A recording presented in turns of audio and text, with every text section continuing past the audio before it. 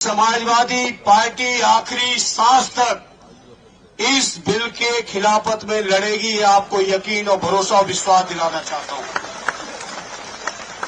Bill के introduction से लेके जेपीसी से लेके जहां जहां तक ये बिल चला और जहां तक ये बिल जाएगा, चाहे संसद में दोबारा आए, चाहे न्यायालय तक जाना पड़े, हर स्तर पर समाजवादी पार्टी आपके हर फैसले के साथ मजबूती से खड़ी है साथियों। और आपको यकीन दिलाते हैं, समाजवादी पार्टी को चाहे जितनी कुर्बानियां देनी पड़े, हमारे नेता अखिलेश यादव जी को चाहे जितनी भी झेलना पड़ेगा, लेकिन इस बिल को हम लोग अपना बस रहते कभी पास नहीं होने देंगे। ये हम आपको यकीन और भरोसा दिलाते हैं। आप सबकी दुआओं से और आप सबकी मेहनत से समाजवादी पार्टी आज इस हैसियत में है, आपकी कृपा से, आपकी दुआओं से, कि संसद को चैन से नहीं चलने देगी। अगर संसद में जबरदस्ती बिल आएगा तो ये सरकार की नीयत से आप सब वाकिफ हो। ये सरकार किसी भी तरह से जो हमारे मुसलमान भाइयों के, हमारे बुजुर्गों ने जो जमीनें वक्फ किए हैं, चाहे इबादत गाहों के लिए किए हो, चाहे शिक्षण संस्थानों के लिए किए हो, चाहे कब्रिस्तानों के लिए की हो, चाहे समाज की और तमाम जरूरतों के लिए की हो, उनकी जो नियत थी वक्फ करने की जमीन की, उस नियत के खिलाफ जाके सरकार जमीन कब्जा करना चाहती है। सरकार को पता है कि रेल और रक्षा के बाद अगर सबसे ज्यादा कहीं जमीनें हैं तो हमारे वक्फ बोर्डों के पास है।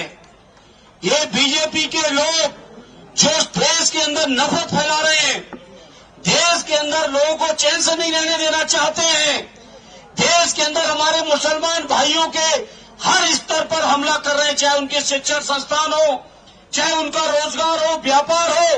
अब तो हद हो गई, जब उनके द्वारा वक्फ की हुई जमीनों पर भी इनकी नियत है। तो मैं आदरणीय अखिलेश यादव जी की ओर से, समाजवादियों की ओर से आप सबको यकीन दिलाता हूं, हर स्तर का संघर्ष करेंगे, इस बिल को वापस करा के छोड़ेंगे।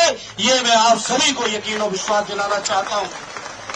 मैं आज के इस मौके पर मैं सलूट करता हूं देश की आवाम को।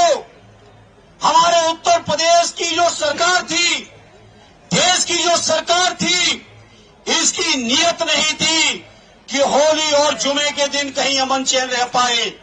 लेकिन मैं सलाम करता हूं देश की आवाम को कि लोगों ने जो भाईचारा, जो मोहब्बत, जो आपस में एकता प्यार दिखाया है, उससे सरकार की नियत को पूरी तरह से धता बताते हुए ये साबित कर दिया, जिस तरह से हमारे बुजुर्गों ने देश को आजाद कराने में, देश के लिए गर्दन कटाने में कहीं कमी नहीं रखी, उसी तरह से हमारी आज की पीढ़ी देश में अमन और चैन रखने में अपने हर स्तर की कुर्बानी देके भी प्यार और मोहब्बत को बढ़ाने का काम कर रही है। इसलिए आज इस मौके पर चूंकि बहुत सारे लोग आए हैं, हम ज्यादा समय नहीं लेंगे। इस मौके पर मुस्लिम पर्सनल लॉ बोर्ड के आड़े खालिद साहब से लेके मौलाना उस्मानी साहब से लेके सभी सम्मानित पदाधिकारियों का मैं शुक्रगुजार हूं कि उन्होंने मुझे मौका दिया अपनी बात को रखने का, और इतने आवाम के बीच देश की मीडिया के सामने एक बार फिर आदरणीय अखिलेश यादव जी की ओर से आपको यकीन दिलाते हुए, चाहे जितनी कुर्बानी देनी पड़ेगी, चाहे जितना संघर्ष करना पड़ेगा, चाहे जितनी लड़ाई लड़नी पड़ेगी, लेकिन उसको लड़ते हुए हम अपने मुसलमान भाइयों की वक्फ की जमीनों को सरकार के हवाले नहीं होने देंगे। ये आपको यकीन, विश्वास और भरोसा दिलाते हुए एक बार फिर सबका शुक्रिया अदा करते हुए अपनी बात को विराम देता हूं। जय हिंद, जय भारत, जय समाजवाद।